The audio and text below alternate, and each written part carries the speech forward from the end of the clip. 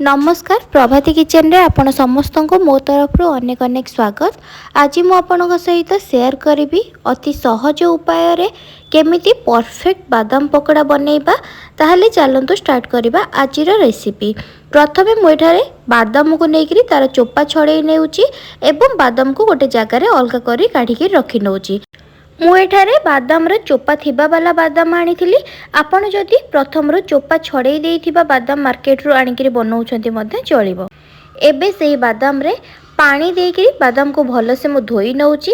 धोई नबा परे पानी सबुतक बादाम रू भल से काढ़ी नेइची। एबे सेतिरे जेतिके बादाम नेइथिबे सेही हिसाब रे आपण लूण देबे। मु एथिरे आधा चामच लूण, आधा चामच हळदी, ता संगरे आधा चामच लंका गुंड देइची। आपण जदि टिके अधिका राग करिबा पई चाहेबे आपण को टेस्ट हिसाब रे राग जेतिके चाहेबे सेही हिसाब रे देई परिबे। ता सहित मसला रे चाट मसला आधा चामच देइची। ता सहित रसुण 10 रु 15 टी नेइकरी ताको मु छेची नेइथिली। खदड़ा रखिकिरी रसुण को छेची नेइथिली। एबे सेही छेची थिबा रसुण को देइची। सेथिरे भूसम पत्र किछि खंड करिकिरी देई देइची। ता सहित मेटारे 2 चामच बेसन एवं 2 चामच चाउलर गुंड देइची।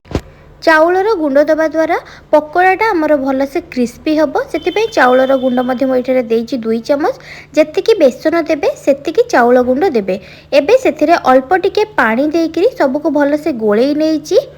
पानी प्रथम रु दबा टाइम रे बेसी देई देबेनी, अल्प टिके टिके पानी देइकिरी गोळेई नेबे। एबे सबतक गोळेई नबा परे गोटे कड़ाई गरम करी नै सेथिरे तेल देई देइथिली। तेल भल से गरम हेइ जिबा परे गोलेकी रखिथिबा बादाम को गोटी गोटी करिकिरी तेल रे दउची। मन रखिबे जेतेबेले बादाम पकोड़ा बनाउथिबे सेही समय रे जेतेबेले आपण बादाम दउथिबे तेल रे आरो साइड रे आउ जदी जणे पाखरे रहिकिरी ताको सेही समय रे गोलेई नउथिबे ताहले बादाम लागि जिवनी एवं क्रिस्पी हेकी भल से छाणी हेबो।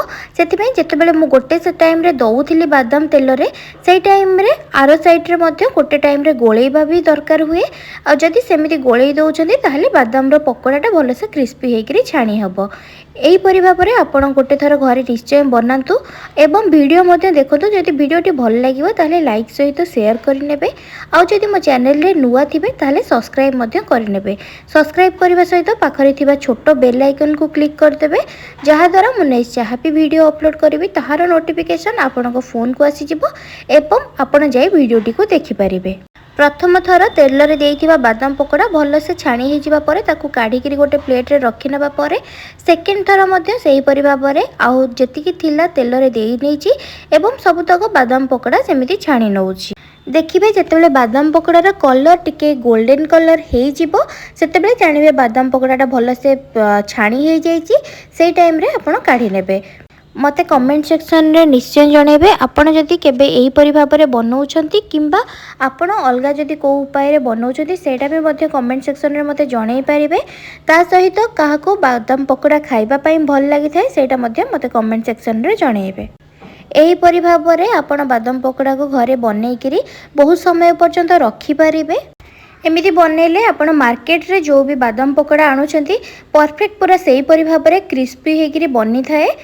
आपण निश्चय गोटे थर घरे बनेइकिरी देखंतु एवं केमती लागुची मो सहित कमेंट सेक्शन रे मध्य निश्चय शेयर करिवे।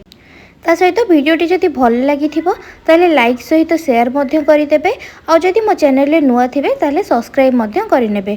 सब्सक्राइब करबा द्वारा नेक्स्ट मो जहा भी वीडियो आनिबी ताहार नोटिफिकेशन आपन को फोन को आसी जिवो एवं आपण जे देखि परिबे। सब्सक्राइब करबा सहित पाखरे थिबा छोटो बेल आइकन को मध्य क्लिक करिनेबे। एबे सबुतक बादाम पकोड़ा मु छाणी नेइची। आपण देखि परुथिबे कलर केते भलो आसीची, क्रिस्पी मध्य सेतिकी हेइची। आपण माने एही परि भाबरे गोटे थर बनांतु। रहुची नमस्कार, धन्यवाद।